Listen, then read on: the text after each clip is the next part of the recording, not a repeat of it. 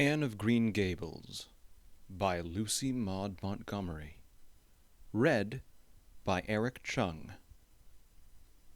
The good stars met in your horoscope, made you of spirit, fire, and dew.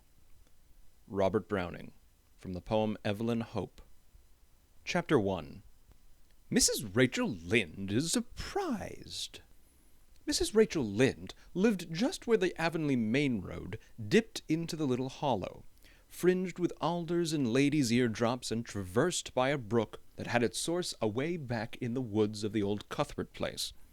It was reputed to be an intricate, headlong brook in its earlier course through those woods, with dark secrets of pool and cascade. But by the time it reached Lynde's Hollow, it was a quiet, well-conducted little stream, for not even a brook could run past Mrs. Rachel Lynde's door without due regard for decency and decorum. It was probably conscious that Mrs. Rachel was sitting at her window, keeping a sharp eye on everything that passed, from brooks and children up, and that if she noticed anything odd or out of place, she would never rest until she had ferreted out the whys and wherefores thereof.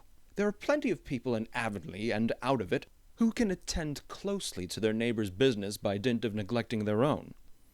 But Mrs. Rachel Lynde was one of those capable creatures who can manage their own concerns and those of other folks into the bargain.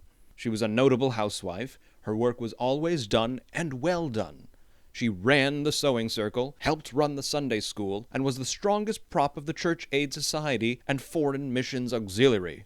Yet with all this, Mrs. Rachel found abundant time to sit for hours at her kitchen window, knitting cotton warp quilts. She had knitted 16 of them, as Avonlea housekeepers were wont to tell in awed voices, and keeping a sharp eye on the main road that crossed the hollow and wound up the steep red hill beyond. Since Avonlea occupied a little triangular peninsula jutting out into the Gulf of St. Lawrence with water on two sides of it, anybody who went out of it or into it had to pass over that hill and so run the unseen gauntlet of Mrs. Rachel's all-seeing eye. She was sitting there one afternoon in early June. The sun was coming in at the window warm and bright. The orchard on the slope below the house was in a bridal flush of pinky-white bloom, hummed over by a myriad of bees. Thomas Lynde, a meek little man, whom Avonlea people called Rachel Lynde's husband, was sowing his late turnip seed on the hill field beyond the barn, and Matthew Cuthbert ought to have been sowing his on the big red brook field away over by Green Gables. Mrs. Rachel knew that he ought, because she had heard him tell Peter Morrison the evening before in William J. Blair's store over at Carmody that he meant to sow his turnip seed the next afternoon. Peter had asked him, of course, for Matthew Cuthbert had never been known to volunteer information about anything in his whole life. And yet here was Matthew Cuthbert, at 3:30 on the afternoon of a busy day, placidly driving over the hollow and up the hill. Moreover, he wore a white collar and his best suit of clothes, which was plain proof that he was going out of Avonlea. And he had the buggy and the sorrel mare, which betokened that he was going a considerable distance. Now, where was Matthew Cuthbert going, and why was he going there? Had it been any other man in Avonlea, Mrs. Rachel, deftly putting this and that together, might have given a pretty good guess as to both questions. But Matthew so rarely went from home that it must be something pressing and unusual which was taking him. He was the shyest man alive, and hated to have to go among strangers, or to any place where he might have to talk. Matthew, dressed up with a white collar and driving in a buggy, was something that didn't happen often. Mrs. Rachel, ponder as she might, could make nothing of it, and her afternoon's enjoyment was spoiled. "I'll just step over to Green Gables after tea and find out from Marilla where he's gone and why," the worthy woman finally concluded. "He doesn't generally go to town this time of year, and he never visits. If he'd run out of turnip seed, he wouldn't dress up and take the buggy to go for more. He wasn't driving fast enough to be going for a doctor. Yet something must have happened since last night to start him off.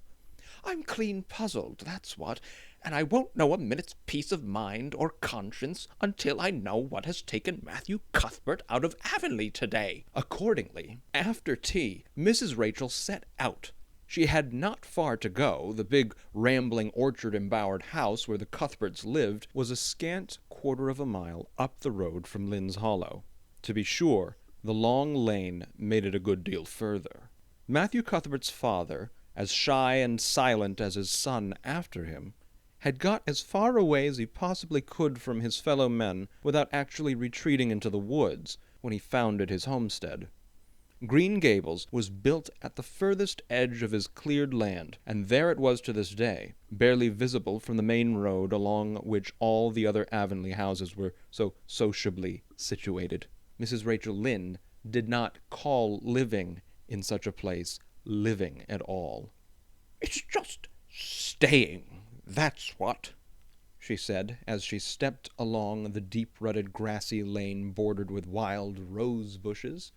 "It's no wonder Matthew and Marilla are both a little odd, living away back there by themselves. Trees aren't much company, though dear knows if they were there'd be enough of them. I'd rather look at people. To be sure, they seem contented enough, but then, I suppose, they're used to it. A body can get used to anything, even being hanged, as the Irishman said." With this, Mrs. Rachel stepped out of the lane into the backyard of Green Gables. Very green and neat and precise was that yard, set about on one side with great patriarchal willows and on the other with prim Lombardies. Not a stray stick nor stone was to be seen, for Mrs. Rachel would have seen it if there had been. Privately, she was of the opinion that Marilla Cuthbert swept that yard over as often as she swept her house. One could have eaten a meal off the ground without overbrimming the proverbial peck of dirt. Mrs. Rachel rapped smartly at the kitchen door and stepped in when bidden to do so. The kitchen of Green Gables was a cheerful apartment, or would have been cheerful if it had not been so painfully clean as to give it something of the appearance of an unused parlor. Its windows looked east and west. Through the west one, looking out on the backyard, came a flood of mellow June sunlight. But the east one, whence you got a glimpse of the bloom white cherry trees in the left orchard and nodding, slender birches down in the hollow by the brook, was greened over by a tangle of vines. Here sat Marilla Cuthbert, when she sat at all, always slightly distrustful of sunshine, which seemed to her too dancing and irresponsible a thing for a world which was meant to be taken seriously. And here she sat now, knitting, and the table behind her was laid for supper. Mrs. Rachel, before she had fairly closed the door, had taken a mental note of everything that was on that table. There were 3 plates laid, so that Marilla must be expecting someone home with Matthew to tea. But the dishes were everyday dishes, and there was only crab-apple preserves and one kind of cake, so that the expected company could not be any particular company. Yet what of Matthew's white collar and the sorrel mare? Mrs. Rachel was getting fairly dizzy with this unusual mystery about quiet, unmysterious Green Gables. "Good evening, Rachel," Marilla said briskly. "This is a real fine evening, isn't it? Won't you sit down? How are all your folks?" Something that for lack of any other name might be called friendship existed and always had existed between Marilla Cuthbert and Mrs. Rachel, in spite of, or perhaps because of, their dissimilarity. Marilla was a tall, thin woman, with angles and without curves. Her dark hair showed some gray streaks and was always twisted up in a hard little knot behind, with 2 wire hairpins stuck aggressively through it. She looked like a woman of narrow experience and rigid conscience, which she was, but there was a saving something about her mouth, which, if it had been ever so slightly developed, might have been considered indicative of a sense of humor. "We're all pretty well," said Mrs. Rachel. "I was kind of afraid you weren't, though. When I saw Matthew starting off today, I thought maybe he was going to the doctor's." Marilla's lips twitched understandingly. She had expected Mrs. Rachel up. She had known that the sight of Matthew jaunting off so unaccountably would be too much for her neighbor's curiosity. "Oh, no, I'm quite well enough, although I had a bad headache yesterday," she said. "Matthew went to Bright River. We're getting a little boy from an orphan asylum in Nova Scotia, and he's coming on the train tonight." If Marilla had said that Matthew had gone to Bright River to meet a kangaroo from Australia, Mrs. Rachel could not have been more astonished. She was actually stricken dumb for 5 seconds. It was unsupposable that Marilla was making fun of her, but Mrs. Rachel was almost forced to suppose it. "Are you in earnest, Marilla?" she demanded when voice returned to her. "Yes, of course," said Marilla, as if getting boys from orphan asylums in Nova Scotia were part of the usual spring work on any well-regulated Avonlea farm, instead of being an unheard-of innovation. Mrs. Rachel felt that she had received a severe mental jolt. She thought in exclamation points. A boy! Marilla and Matthew Cuthbert, of all people, adopting a boy from an orphan asylum. Well, the world was certainly turning upside down. She would be surprised at nothing after this. Nothing. "What on earth put such a notion into your head?" she demanded disapprovingly. This had been done without her advice being asked, and must, perforce, be disapproved. "Well, we've been thinking about it for some time, all winter, in fact," returned Marilla. "Mrs. Alexander Spencer was here one day before Christmas, and she said she was going to get a little girl from the asylum over in Hopetown in the spring. Her cousin lives there, and Mrs. Spencer has visited here and knows all about it. So Matthew and I have talked it over off and on ever since. We thought we'd get a boy. Matthew is getting up in years, you know. He's 60, and he isn't so spry as he once was. His heart troubles him a good deal. And you know how desperate hard it's got to be to get hired help. There's never anybody to be had but those stupid half-grown little French boys. And as soon as you do get one broken into your ways and taught something, he's up and off to the lobster canneries or the States. At first Matthew suggested getting a home boy, but I said no flat to that. They may be all right. I'm not saying they aren't. But no London street Arabs for me, I said. Give me a native born at least. There'll be a risk no matter who we get.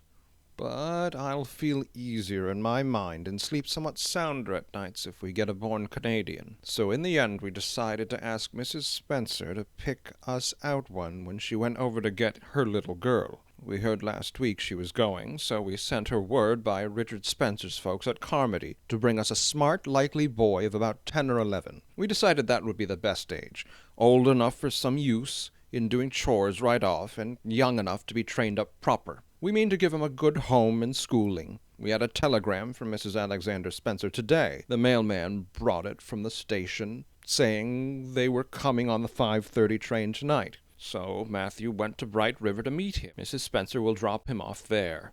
Of course, she goes on to White Sands Station herself. Mrs. Rachel prided herself on always speaking her mind. She proceeded to speak it now, having adjusted her mental attitude to this amazing piece of news. "Well, Marilla, I'll just tell you plain that I think you're doing a mighty foolish thing. A risky thing, that's what. You don't know what you're getting. You're bringing a strange child into your house and home, and you don't know a single thing about him, nor what his disposition is like, nor what sort of parents he had, nor how he's likely to turn out. Why, it was only last week I read in the paper how a man and his wife west of the island took a boy out of an orphan asylum, and he set fire to the house at night. Set it on purpose, Marilla, and nearly burnt them to a crisp in their bed. And I know another case when an adopted boy used to suck the eggs.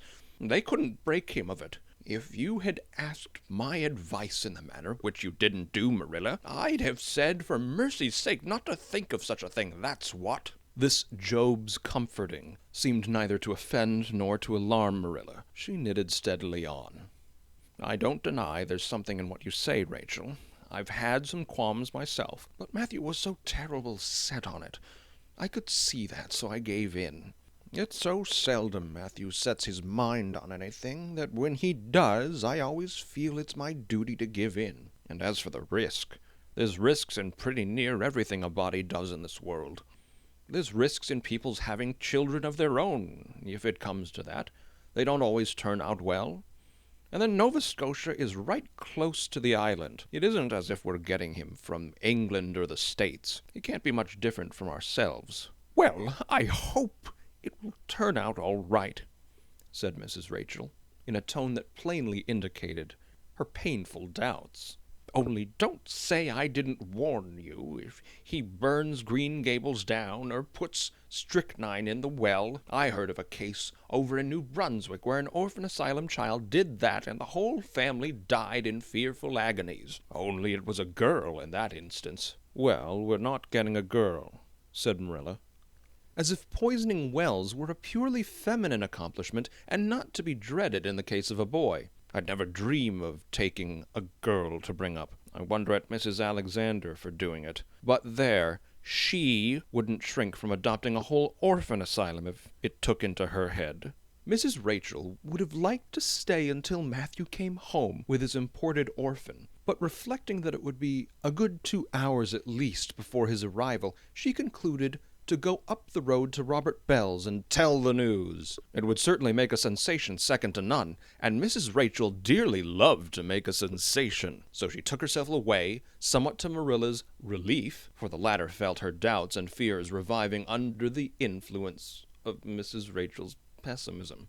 "Well, of all the things that ever were or will be," ejaculated Mrs. Rachel, when she was safely in the lane, "it does really seem as if I must be dreaming. Well, I'm sorry for that poor young one, and no mistake. Matthew and Marilla don't know anything about children, and they'll expect him to be wiser and steadier than his own grandfather, if so be he's ever had a grandfather, which is doubtful. It seems uncanny to think of a child at Green Gables somehow. There's never been one there, for Matthew and Marilla were grown up when the new house was built. If they ever were children, which is hard to believe when one looks at them, I wouldn't be in that orphan's shoes for anything. But I pity him, that's what." So said Mrs. Rachel to the wild rose bushes out of the fullness of her heart. But if she could have seen the child, who was waiting patiently at the Bright River station at that very moment, her pity would have been still deeper and more profound.